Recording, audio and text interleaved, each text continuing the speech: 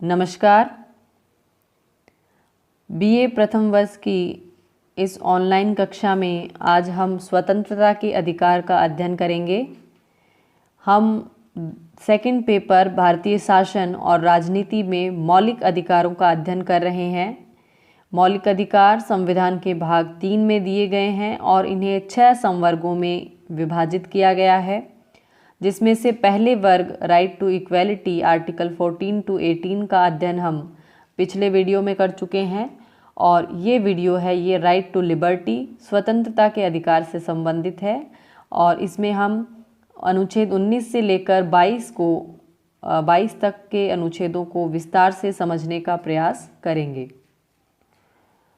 अनुच्छेद 19 स्वतंत्रता का अधिकार है। ये भारतीय नागरिकों को वाक और अभिव्यक्ति की स्वतंत्रता यानी right to speech and expressions, अपने कुछ भी विचार रखने और उनको एक्सप्रेस करने की स्वतंत्रता सब क्लोज 1 में दी गई है। इसी के अंतर्गत प्रेस और मीडिया को जो मिलने वाली स्वतंत्रता है वो भी कवर होती है। तो यदि ऐसा प्रश्न पूछा जाए कि मीडिया को मिलने वाली स्वतंत्रता है वो संविधान के किस अनुच्छेद में दी गई है, तो उसका उत्तर है अनुच्छेद 19 सब क्लोज 1 या 19 अ। तो वाक और अभिव्यक्ति की स्वतंत्रता है, उसी के अंदर मीडिया की स्वतंत्रता है वो भी शामिल है। दूसरी प्रकार की स्वतंत्रता है शांतिपूर्ण और निरायुध सम्मेलन की स्वतंत्रता, यानी शांतिपूर्ण तरीके से बिना हथियारों के सम्मेलन करने की स्वतंत्रता है वो दी गई है।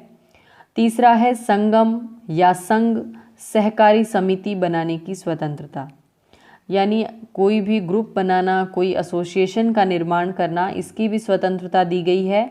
और सहकारी समिति बनाने की स्वतंत्रता ये मूल संविधान में नहीं थी, इसे 97वें संविधान संशोधन 2011 के द्वारा जोड़ा गया है। भारत के राज्य क्षेत्र में सर्वत्र अबाध विचरण की स्वतंत्रता, यानी भारतीय नागरिक है वो भारतीय राज्य क्षेत्र के किसी भी भाग में बिना किसी बाधा के विचरण कर सकते हैं, आवागमन कर सकते हैं। भारत के राज्य क्षेत्र में कहीं भी निवास करने या बस जाने की स्वतंत्रता। इसी प्रकार भारतीय नागरिकों को भारतीय राज्य क्षेत्र के अंतर्गत किसी भी स्थान पर जाने, वहाँ पर बस जाने की स्वतंत्रता है।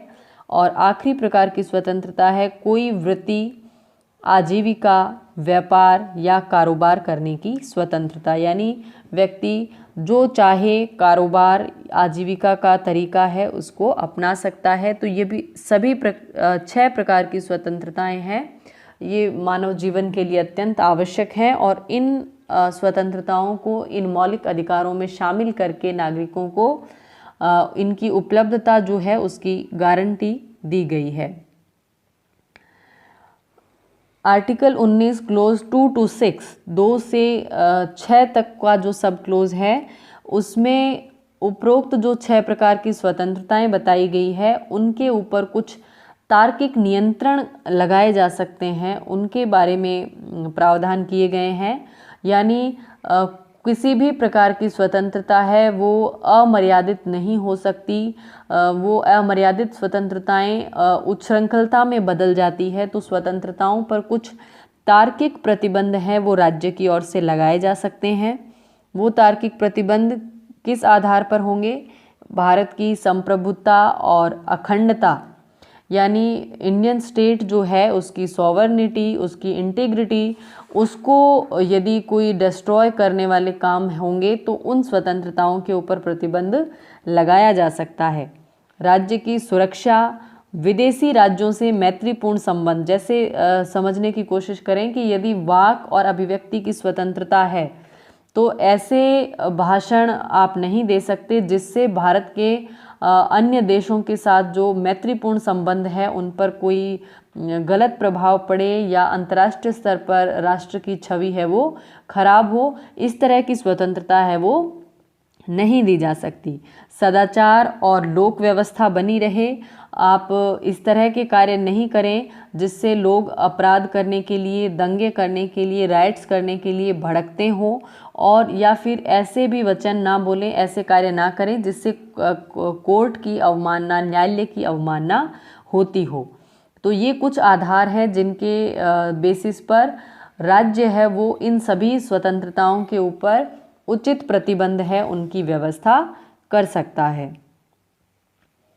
अनुच्छेद 20 अपराधों के संबंध में दोष सिद्धि से संरक्षण, यानी कोई भी व्यक्ति, सब क्लोज 1 कहता है कोई भी व्यक्ति तब तक दोषी नहीं ठहराया जाएगा जब तक कि उसने ऐसा कोई कार्य करने के समय जो अपराध के रूप में आरोपित है किसी प्रवर्त विधि का अतिक्रमण नहीं किया है या उससे अधिक दंड का भागी नहीं होगा जो उस अपराध के किए जाने के समय प्रवर्त विधि के अधीन आरोपित किया जा सकता था। यानी इसको दो हिस्सों में बांट कर समझने का प्रयास करेंगे कि किसी भी व्यक्ति को हम तब तक दोषी नहीं ठहराएंगे जब तक उसने किसी लागू कानून, प्रवर्त कानून का, प्रवर्त विधि का मतलब है जब वो कोई कार्य कर रहा है उस समय जो कानून लागू हैं उनमें से यदि उसने किसी का उल्लंघन नहीं किया है तो उसको दोषी नहीं ठहराया जाएगा। और यदि उसने कानून का उल्लंघन कर भी दिया है तो उस समय उस उल्लंघन के लिए जो दंड निश्चित है उससे अधिक दंड उस व्यक्ति को नहीं दिया जा सकता। मानिए किसी ऐसा समझे इसको कि यदि किसी व्यक्ति ने कहीं पर चोरी कर ली है, डकैती या लूट की घटना को अंजाम दिया है और उस समय लूटपाट की घटनाओं के लिए सज़ा है वो 2 वर्ष निर्धारित की गई है। उस व्यक्ति का मामला न्यायालय में आता है, वो मामला न्यायालय में चल रहा है और जब उसको सज़ा सुनाई जाती है उस वक्त तक वो विधि है वो बदल चुकी है और सज़ा है वो 2 वर्ष की बजाय 5 वर्ष होगी, ऐसा प्रावधान कर दिया जाता है। तो उस व्यक्ति को सज़ा 5 वर्ष न होकर 2 वर्ष ही होगी, क्योंकि उसने जब वो अपराध किया था उस समय प्रवर्त विधि जो थी या उस समय जो लागू विधि थी उसके प्रावधान 2 वर्ष की सजा के ही थे। यानी भूतलक्षी विधियों से संरक्षण जो है इस अनुच्छेद के द्वारा दिया गया है। भूतलक्षी विधियां यानी आज कानून बनाएं और उसको पूर्व के समय से यदि हम उसको लागू कर दें, पोस्ट डेटेड यदि उसको लागू करना चाहें तो आप अन्य व्यक्तियों को पोस्ट डेटेड इस तरह से कानून लागू करके अधिक दंड है वो नहीं दे सकते। या आज हम जो काम कर रहे हैं वो कानून का उल्लंघन नहीं है, लेकिन हो सकता है कल को कोई ऐसा कानून आ जाए कि आज का किया गया हमारा काम आगे के कानूनों के लिए दंडनीय हो जाए, तो वो दंड नहीं दिए जा सकते। भूतलक्षी विधियों से नागरिकों को संरक्षण प्रदान किया गया है। इसी का सब क्लोज 2 कहता है कि किसी व्यक्ति को एक ही अपराध के लिए एक बार से अधिक अभियोजित या दंडित नहीं किया जा सकता। इस अनुच्छेद के द्वारा दोहरे दंड से संरक्षण है वो दिया गया है। एक अपराध के लिए एक ही बार उसका मामला है वो विचाराधीन होगा और उसको एक ही बार दंडित किया जा सकता है। अपील जो मामलों में की जाती है उसको दोहरा दंड या दोहरा अभियोजन नहीं माना जाएगा, क्योंकि अपील किसी एक पक्ष के निर्णय से असंतुष्ट रहने पर की जाती है। जब तक वो अंतिम अपीली जो न्यायालय है वहाँ तक नहीं पहुँच जाता वो एक ही अभियोजन, एक ही वाद है उसको माना जाएगा। तीसरा इसका सब क्लोज कहता है किसी अपराध के लिए अभियुक्त व्यक्ति को स्वयं के विरुद्ध साक्षी होने के लिए बाध्य नहीं किया जा सकता। यानी किसी व्यक्ति को आरोपित व्यक्ति है उसको अपने ही विरुद्ध कोई गवाही या सबूत देने के लिए उसको बाध्य नहीं किया जा सकता है।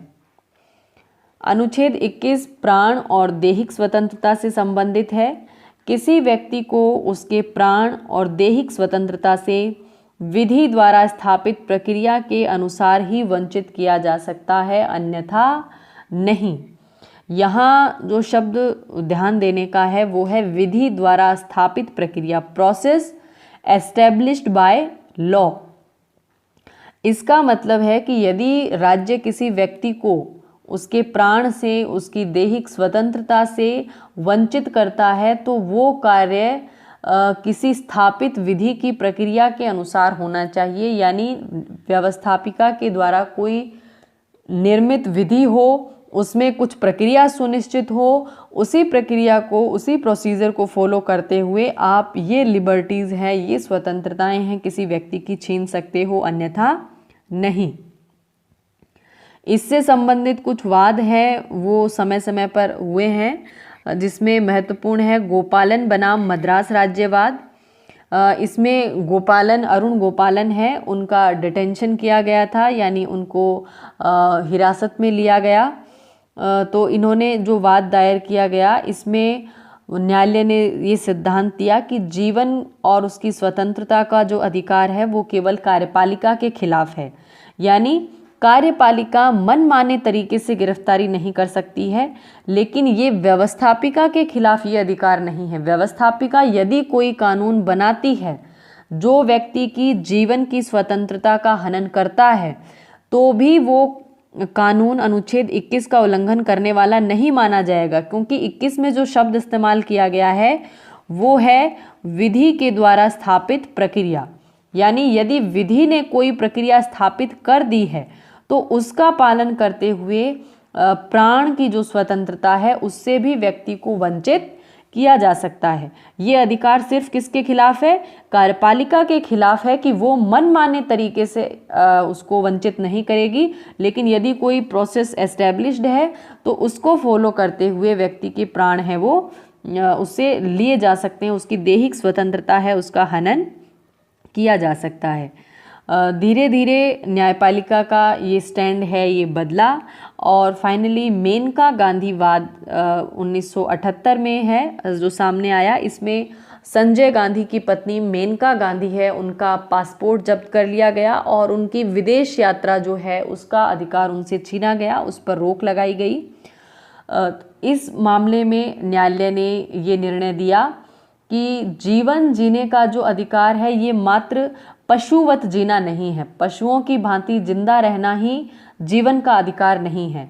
जीवन का मतलब है मानवीय गरिमा के साथ, एक डिग्निटी के साथ जीने का अधिकार व्यक्तियों को मिलना चाहिए और विधि के द्वारा स्थापित प्रक्रिया का पालन तो होना ही चाहिए, लेकिन विधि जो बनाई गई है वो भी उचित तरीके या उचित या तार्किक कसौटी के ऊपर कसी उसको तार्किक कसौटी के ऊपर कसा जाना चाहिए। तो इसमें जो सिद्धांत न्यायपालिका ने दिया वो है ड्यू प्रोसेस ऑफ लॉ, विधि की उचित प्रक्रिया के सिद्धांत का प्रतिपादन।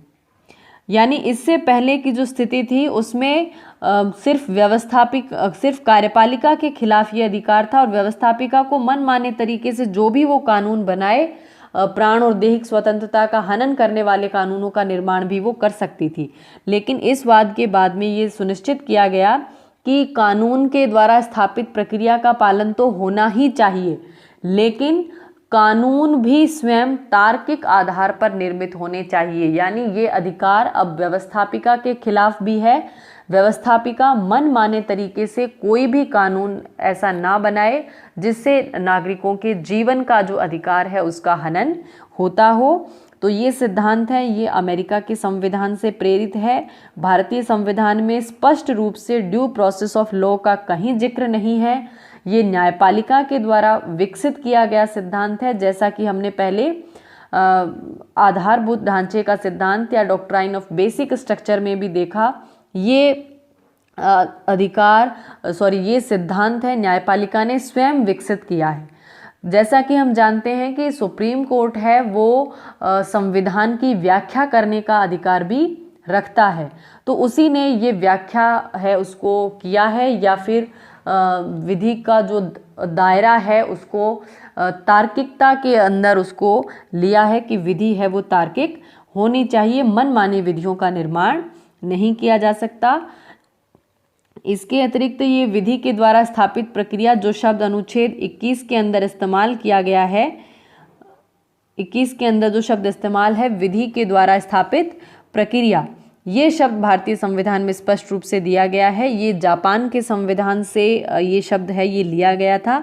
इसके अनुसार यदि विधिक प्रक्रिया का पालन कर दिया जाए तो जीवन के अधिकार से भी नागरिकों को वंचित किया जा सकता है।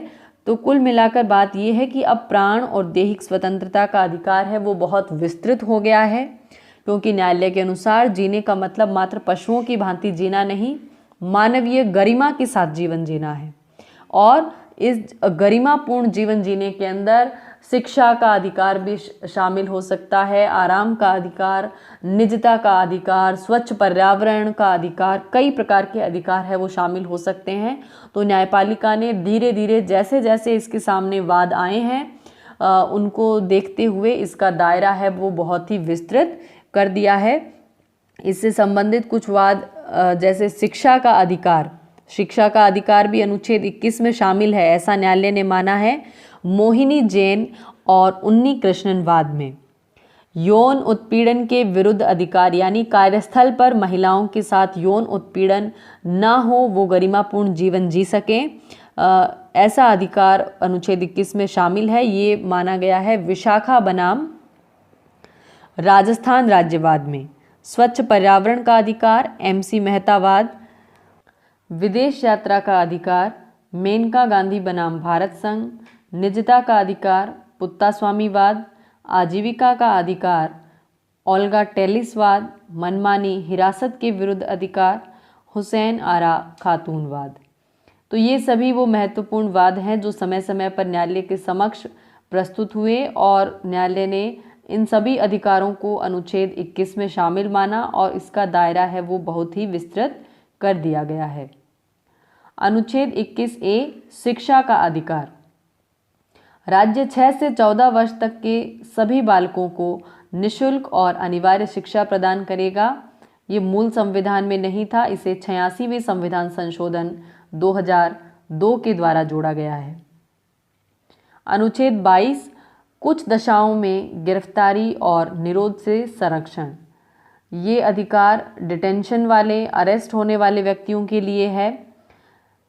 क्लोज 1 है किसी व्यक्ति को बिना कारण बताए गिरफ्तार नहीं किया जाएगा, न उसे हिरासत में रखा जाए और अपनी पसंद के विधिवेता से परामर्श करने से भी उसे नहीं रोका जाएगा। यानी यदि किसी व्यक्ति को अरेस्ट किया जाता है तो उसके कारण उसे बताए जाएं और अपनी पसंद के वकील से उसे परामर्श करने दिया जाए। सब क्लोज 2 प्रत्येक व्यक्ति को जब गिरफ्तार किया जाता है 24 घंटे के अंदर अंदर उसे न्यायालय के मजिस्ट्रेट के समक्ष प्रस्तुत किया जाए और मजिस्ट्रेट की अनुमति के बिना उसे 24 घंटे से अधिक हिरासत में न रखा जाए। सब क्लोज 3 उपरोक्त खंड 1 और 2 की कोई बात ऐसे किसी व्यक्ति को लागू नहीं होगी जो, यानी 1 और 2 की बातें क्या है कि गिरफ्तारी के कारण बताए जाएं और यथाशीघ्र उसे मजिस्ट्रेट के समक्ष प्रस्तुत किया जाए। ये सुविधा किन लोगों को नहीं होगी? जो या तो शत्रु देश से संबंधित हो, यानी भारत के शत्रु देशों के नागरिक हों, उनको यदि गिरफ्तार किया गया है तो ये सुविधा उनको नहीं मिलेगी, और या फिर ऐसे लोग जिन्हें निवारक निरोध की विधि के अधीन गिरफ्तार किया गया हो। निवारक निरोध की विधि क्या है? यदि किसी व्यक्ति को संदेह के आधार पर कानून का उल्लंघन करने से पहले ही गिरफ्तार कर लिया जाता है तो उस गिरफ्तारी के लिए किसी न किसी प्रकार की विधि आवश्यक होगी और वो विधियां कहलाएगी निवारक निरोध विधियां, प्रिवेंटिव डिटेंशन लॉ।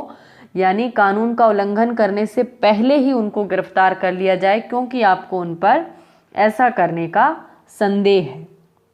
तो यदि किसी व्यक्ति को इस तरह के कानून के अंतर्गत गिरफ्तार किया गया है तो भी उसे 24 घंटे के अंदर मजिस्ट्रेट के समक्ष प्रस्तुत करना या उसे विधिवेता से परामर्श करने की अनुमति देना, ये सहूलियतें हैं उसे उपलब्ध नहीं होगी। क्लोज 4 है निवारक निरोध प्रावधान करने वाली कोई विधि 3 महीने से अधिक अवधि के लिए किसी व्यक्ति को हिरासत में नहीं रखा जा सकता। यानी डिटेंशन में भी अगर व्यक्ति को लिया गया है तो उसे 3 महीने से अधिक अवधि के लिए इस तरह से डिटेन नहीं किया जा सकता, उसे निरोधित नहीं किया जा सकता। 3 महीने से अधिक समय तक उसको डिटेंशन करने के लिए एक सलाहकार बोर्ड बनाया जाएगा, उसकी अनुमति लेना आवश्यक है। ये सलाहकार बोर्ड उच्चतम और उच्च न्यायालय के न्यायाधीशों से मिलकर बनेगा। इसकी कार्य करने की प्रक्रिया है वो संसद के द्वारा निर्धारित की जाएगी। यदि ये बोर्ड अनुमति देता है और आवश्यक समझता है तो ही ऐसे व्यक्तियों को निवारक निरोध के कानून के अंतर्गत और अधिक समय तक डिटेन किया जा सकता है या उनको नज़रबंद किया जा सकता है। संघ और राज्य दोनों ही निवारक निरोध विधि का निर्माण कर सकते हैं। बार बार ये नाम आ रहा है निवारक निरोध विधि या निवारक नज़रबंदी, तो इनमें क्या अंतर है? दो प्रकार की नज़रबंदी या गिरफ्तारियां होती है। एक होती है प्यूनिटिव डिटेंशन, दंडात्मक नज़रबंदी। इसमें किसी विद्यमान कानून का उल्लंघन करने के पश्चात, कानून तोड़ने के पश्चात गिरफ्तारी की जाती है और कोर्ट की अनुमति से उस व्यक्ति को आगे लंबे समय तक या फिर जो भी उसकी सज़ा है उस समय तक हिरासत में रखा जाता है। वहीं दूसरी ओर प्रिवेंटिव डिटेंशन, निवारक नज़रबंदी में सिर्फ शक के आधार पर कानून का उल्लंघन करने से पहले ही और न्यायालय की अनुमति के बिना ही व्यक्ति को हिरासत में ले लिया जाता है। तो इस तरह की कई प्रकार की निवारक निरोध विधियां हैं वो भारत में प्रचलित रही है या लागू रही है समय समय पर। निवारक निरोध अधिनियम 1950, आंतरिक सुरक्षा कानून, maintenance of internal security act, जिसे आम बोलचाल की भाषा में मीसा के नाम से जाना जाता है, 1971 में ये लागू हुआ था। विदेशी मुद्रा संरक्षण और तस्करी निवारण अधिनियम, विदेशी मुद्रा की तस्करी से संबंधित जो अपराध हो सकते हैं उनकी रोकथाम के लिए 1974 में इसे लागू किया गया। Tada 1985, terrorist and destructive activities से संबंधित ये एक्ट है। आतंकवाद और विध्वंसक गतिविधि निवारक अधिनियम 1985, आतंकवाद निरोधक अधिनियम पोटा, प्रिवेंशन ऑफ टेररिस्ट एक्टिविटीज़ 2002, इसको 2004 में समाप्त कर दिया है। तो ये कई प्रकार की निवारक निरोध विधियां हैं जिनके द्वारा किसी व्यक्ति को संदेह के आधार पर गिरफ्तार किया जा सकता है। उसको आर्टिकल 22 के सब क्लोज ए और 2 की जो सहूलियत है या फिर 2 के जो अधिकार हैं वो इसको नहीं मिल पाते हैं और बिना न्यायालय की अनुमति के इनको डिटेन किया जा सकता है 3 माह की अवधि तक। 3 माह की अवधि के पश्चात लंबे डिटेंशन के लिए या डिटेंशन को आगे बढ़ाने के लिए सलाहकार बोर्ड है उसका गठन किया जाएगा और उसकी अनुमति है वो लेनी होगी। तो ये सभी अनुच्छेद जो हमने 19 से 22 तक पढ़े हैं ये राइट टू लिबर्टी के अंतर्गत आते हैं। इन्हें व्यक्ति की स्वतंत्रता से संबंधित अधिकार है वो कहा जाता है। धन्यवाद।